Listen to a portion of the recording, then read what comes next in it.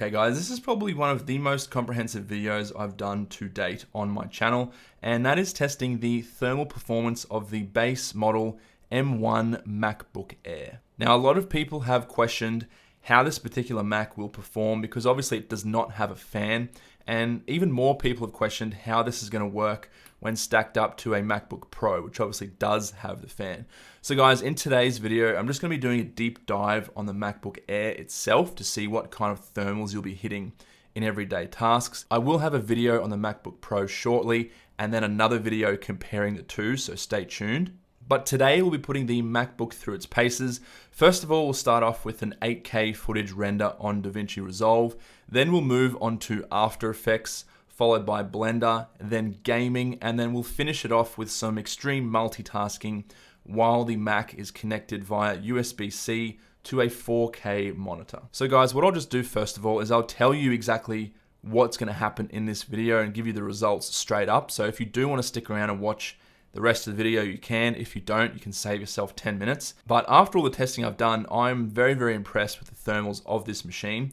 It will hit around 92 to 93 degrees Celsius under full load. So say for example, if you're rendering 8K footage. Now I will also include Fahrenheit measurements in the description, guys, because I know a lot of my American friends are not obviously on the metric system, they're on the imperial system. So I'll try and make it a bit easier for you. But it's performed very, very well. Again, hitting 93 degrees at max.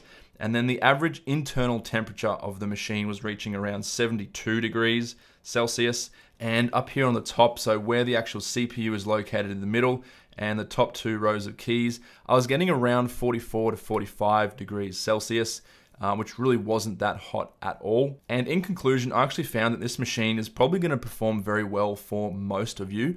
But as you'll see in this video, if you're doing a lot of rendering or a lot of gaming or a lot of work where the Mac is constantly going to be very hot, you might actually be better off going to a MacBook Pro, which does have the fan, because as you're about to see, it can get quite hot.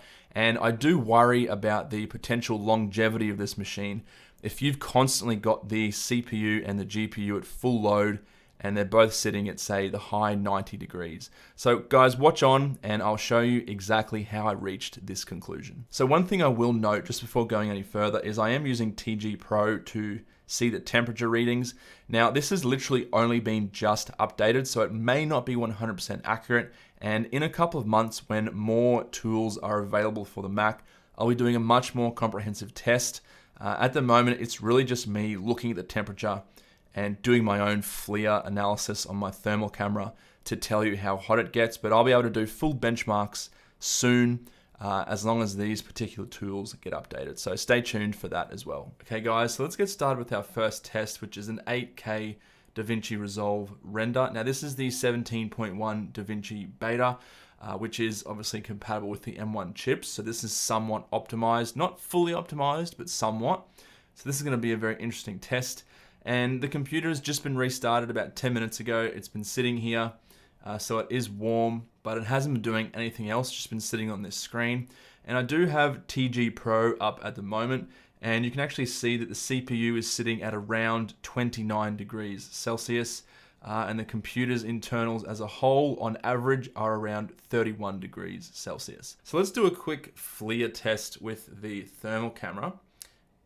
And let's see what we're actually getting. So right up here, which is the hottest part of the Mac, we are actually getting almost exactly, well actually, yeah, literally exactly what TGPro is saying, 31 degrees Celsius, and that is the hottest part, which is obviously the CPU.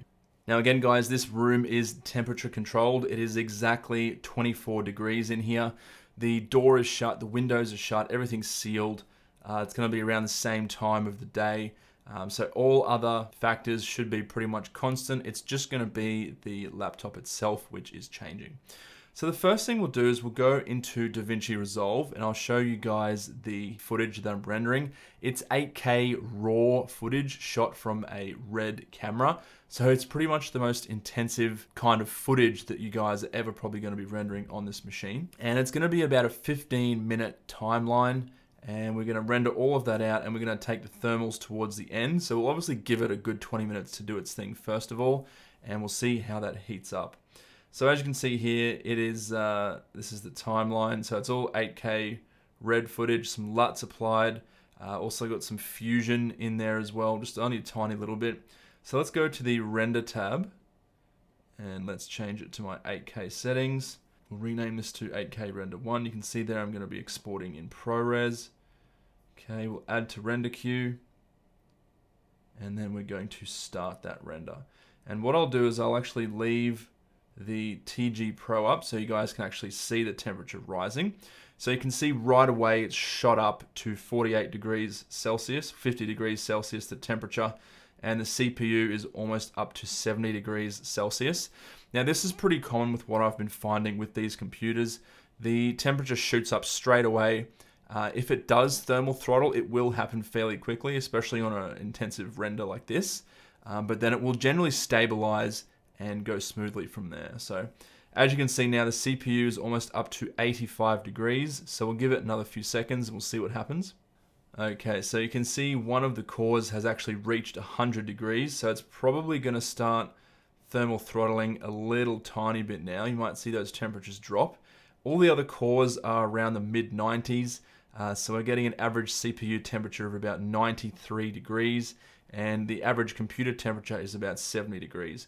And I can definitely feel here it's starting to get warm, although still it's barely noticeable. You really can't notice that it's getting too hot. So what we'll do is we'll leave this for 15 to 20 minutes and I'll come back. Okay guys, so this has been rendering some 8K footage, like I said, for probably about half an hour now. And I've definitely noticed that the temperature has gone up quite a bit, but it's remained very, very stable. So we're getting a very, very stable 93 degrees Celsius on the CPU.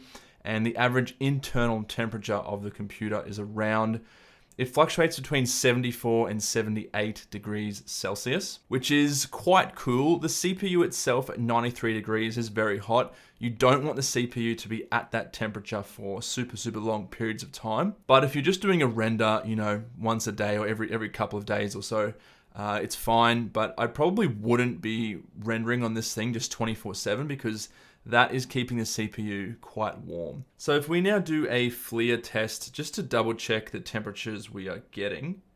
Right now on the Mac, the externals is 46 degrees Celsius and just over the keyboard is about 47 degrees Celsius.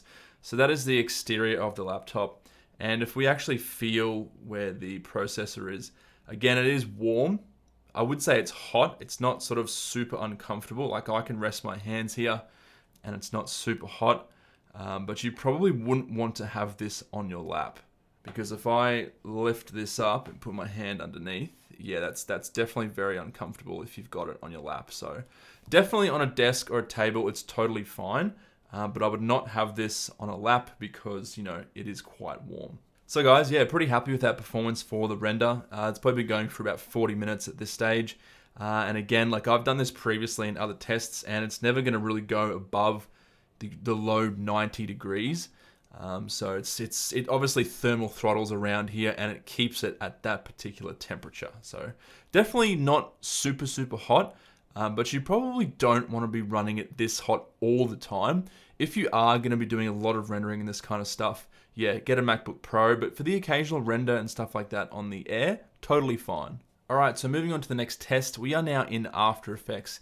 And in this test, we're going to be rendering a composition containing the VC Orb plugin. So this is going to be a very, very resource intensive render. And generally it's probably going to take around 45 minutes to an hour. So let's actually add this to the render queue and we'll see how we go. So guys, also between each test, I'll actually let the MacBook Air go back down to its ambient temperature or the base temperature. So we're starting from a blank slate each time essentially.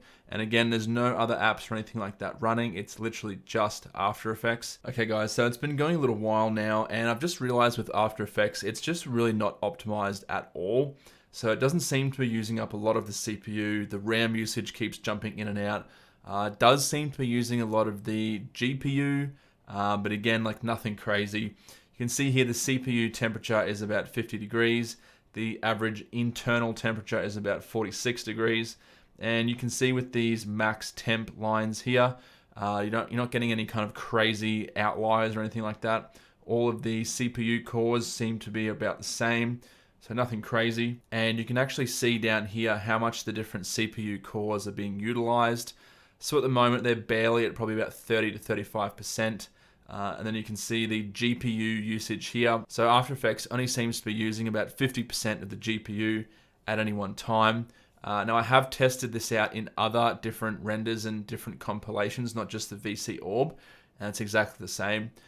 So it just doesn't seem to be very well optimized at all. But again, we are still getting a very, very respectable render. This is destroying the 2018 MacBook Pro.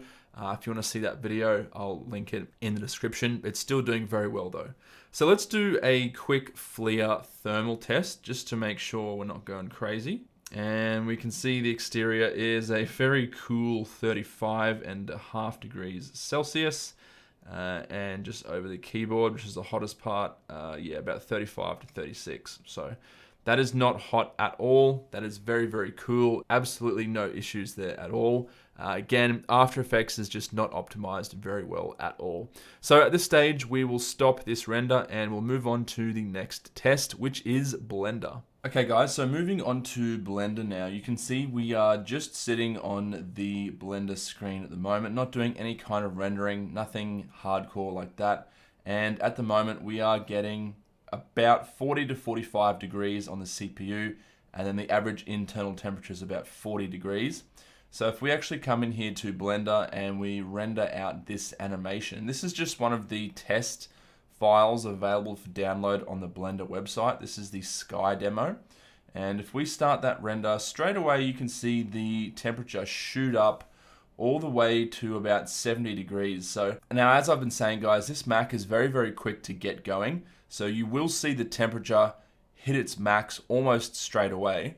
And then after about 5 to 10 minutes, there will be some thermal throttling. But this is good that it's this quick because it means that it's going to be very good for shorter things. So if you need to do a small render or a small animation, it's going to be able to smash it out very quickly. And for the longer types of things, it's not a huge deal, again, because the thermal throttling in this thing is so efficient. You'll only notice a small decrease. So right now we are at a 92 degrees for the CPU and about 70 degrees for the internal temperature. So let's give this 20 minutes or so and we'll come back and we'll see what the max temps are that we can reach. Okay guys, so it's been some time now, and what I've actually done is I've pulled up the activity monitor so you can get a better idea of what's going on.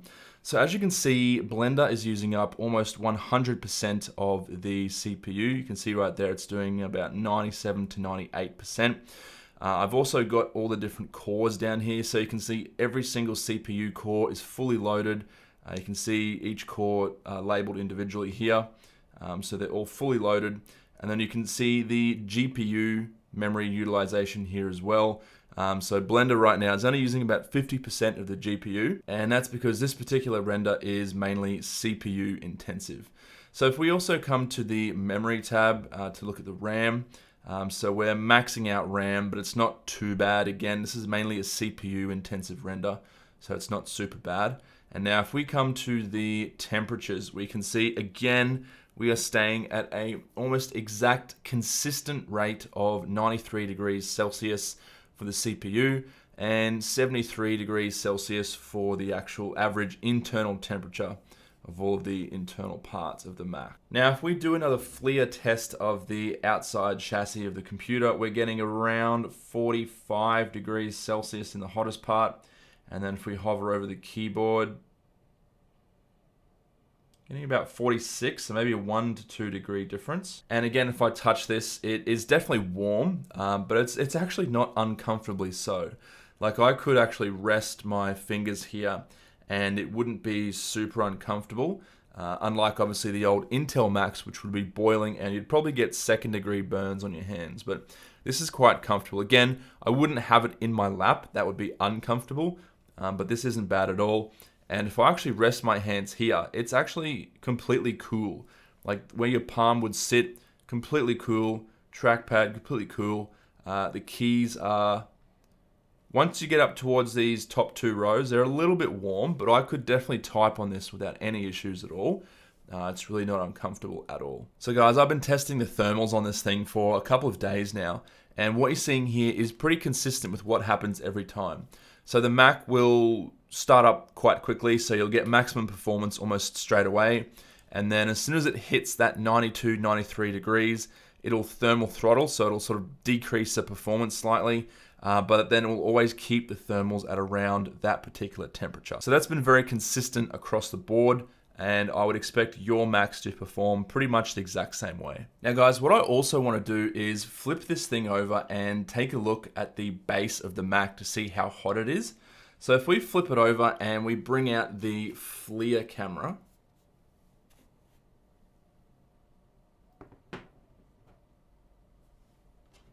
so we can see right where the CPU and the GPU is obviously the hottest part, and we're getting around 45 degrees. And then if we look right where the fan exhaust and intake would be on the fan models, we're actually getting a little bit cooler. So there's really no issues there at all. It's actually only a tiny little bit hotter than the top of the Mac, so maybe about a degree to 1.5 degrees. So we're getting about 46.5 now, right in the hottest part. But again, like that's really not that bad at all. It is definitely uncomfortable. I wouldn't say super uncomfortable, but you wouldn't want to hold your fingers there for too long. It'd start to get quite warm. But like I can definitely put my whole palm on that right now and have absolutely no issues. It's not super hot. It's not going to burn my hand. It's nothing too intense. Okay guys, so now I'm playing the latest Tomb Raider game, and I have to say it's run without almost any issues at all. So guys, one thing I did notice is that there definitely does seem to be some noticeable thermal throttling while you're gaming. Now it's nothing crazy, it's only going to be about between 2 to 4 frames here and there. So if you're at say 32 frames per second on average, you'll go to say 28. So I definitely did notice that, but again, it really wasn't a huge difference. You'll really barely notice it unless you're really actively looking for it. Now, if we do an actual FLIR thermal test on the exterior, you can see that this particular machine is actually getting quite hot while gaming. So we're up to almost 50 degrees on the exterior, and also on the keys, about the same, a little bit cooler. And if I just put my hand over this, it definitely does feel noticeably warmer than all of the other tests that I've done so far. Again, like I can still leave my hand sort of just on this particular point on the case, and it's not super uncomfortable, but I definitely have to take my hand away after about 15 to 20 seconds, otherwise it gets a little bit too uncomfortable. But again, like everywhere else on the computer is totally fine. These keys aren't super hot. It is quite warm right in the middle here, but if you're just gaming on the side here, it's actually really not that uncomfortable at all. Now, if we actually go and change this to get it out of full screen mode so I can show you guys the temperature. So you can see sort of up here in the background there, CPU is about 85 degrees and the average computer temperature is about 72. And that is pretty consistent for what I've been seeing while gaming. Sometimes the temperature will spike up and down quite a bit, which is just, you know, what you get gaming. The temperature does change quite often. It'll go up and down. That's totally normal. But I've been getting around 85 degrees without really any issues. And again, guys, like I've been gaming for over an hour and it's still going solid without any kind of issues. One thing I will add though is that gaming really sucks up the battery life. Obviously for these tests, I haven't had it plugged into the battery. I have been charging in between tests here and there just to make sure I don't get to zero. But battery life is still very, very impressive. But you know, if you're going to be gaming for 6 hours, you're probably going to go through a lot of battery. I will have a battery video coming soon, so stay tuned. So if we now come into the actual temperature tab, so you can see that these are all the max temperatures that each core has reached.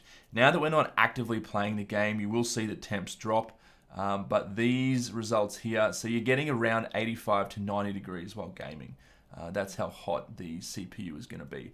But again, guys, like I said before, it ranges between 80 degrees and say 85, so not super hot, but it does certainly get a little bit warm. So guys, let's move on to the final test, which is multitasking on this machine while also having it plugged into a external 4K monitor. Alright, so as you guys can see, I have my MacBook Air plugged into my 4K monitor via a USB-C cable. Nothing else is plugged in. I've just been using the trackpad and the keyboard on the actual Mac itself. And if I actually zoom out, you can see my screen in the background. So I have a couple of different things open. And if we do a quick FLIR thermal test of the surface of the MacBook, we're getting about 38 degrees Celsius and about 39 on the keyboard, which is pretty consistent with what we've been seeing. Just underneath the keyboard seems to get a little bit hotter, sort of in that top row of the number keys. So nothing too crazy there, guys. Now, if we bring up the temperatures, the CPU is sitting at around 42 degrees or so. The average computer temperature of 43. Really nothing crazy. And if I actually touch it right here, it is warm. It's barely warm, so absolutely no issues. The cable is not warm at all. It's maybe room temperature, if that. And you can see, guys, I've got quite a lot of stuff loaded up on this computer and running at the same time. So what I might actually do is I'll bring up Activity Monitor and I'll show you guys exactly what I've got up and running. Okay, so in terms of CPU, we've still got about 90% of the CPU sitting idle. And I've got a lot of Google Chrome tabs, got a lot of Excel spreadsheets, PowerPoints, Word documents, all that kind of stuff going at the same time, and it just doesn't even seem to be phasing this computer at all. In terms of RAM, I've maxed out the RAM. I'm using also 1.3 gigabytes of swap, which is almost nothing. There's no issues there at all. So you can see that I am doing quite a lot on this machine, and it does not seem to be getting hot at all. So again, thermals 42 degrees, average computer 42 degrees. The FLIR camera is about the same as well. So you're really not going to notice any kind of heat doing this kind of multitasking. And if I lift it up and feel underneath, you could definitely have that on your lap. There's not really any issues there at all. So to give you guys an idea of what I have open, so I have a few Excel spreadsheets. This particular spreadsheet is a 1 million row spreadsheet with sales information. I've also got a Word document with 570 pages. In the background, I have multiple PowerPoints, more spreadsheets. In terms of Google Chrome, I have about 20 different tabs open. And many of these tabs are playing videos. Some of them are playing in 4K. Also have multiple online shopping tabs, Wikipedia, Reddit tabs with images and videos in it. And this is in Google Chrome. So yeah, look, absolutely no issues. And you will actually see here that the temperatures will spike up when you pull up Chrome and you start using some of the tabs. But it doesn't tend to go above around 60 degrees, I've found. So sitting here, just kind of, chilling, watching some videos, using Google Chrome, doing some spreadsheets and some work on Word, you're barely going to be exceeding probably 55 to 60 degrees at the absolute worst. So very, very good performance. Anyway, guys, so that's it for this video. As you've seen, there's really no issues with the thermal performance of this Mac. It performs very, very well. It throttles very, very well, almost unnoticeably. And just the overall temperature mitigation and management is extremely good. So as you guys may have seen in this particular video, the second you stop doing an intensive task that is really stressing the CPU and the processor and causing a lot of heat, within about a minute, the Mac is completely back down to its base temperature that you would have seen if you were just sitting idle on the desktop, not doing anything. So incredibly good thermal performance and management. But in saying that, guys, one thing I will say is if you are constantly rendering or pushing this machine to its limit, so for example, if you're doing 4 or 5 hours of rendering or gaming or Blender animation every single day, and you're really pushing that CPU temperature all the way up to 90 degrees often, definitely do think about upgrading to the MacBook Pro with the fan. Now, I've yet to do heat testing on the MacBook Pro, but I have a feeling it's going to perform quite a bit better than the MacBook Air, because obviously this is literally just relying on passive cooling. There is no fan in this at all. So guys, definitely do stay tuned for that MacBook Pro video. But apart from this one, hope you found it very interesting. I'll continue doing some thermal testing and that kind of thing later on. As I said before earlier, there's not really a whole lot of stuff available to test this with.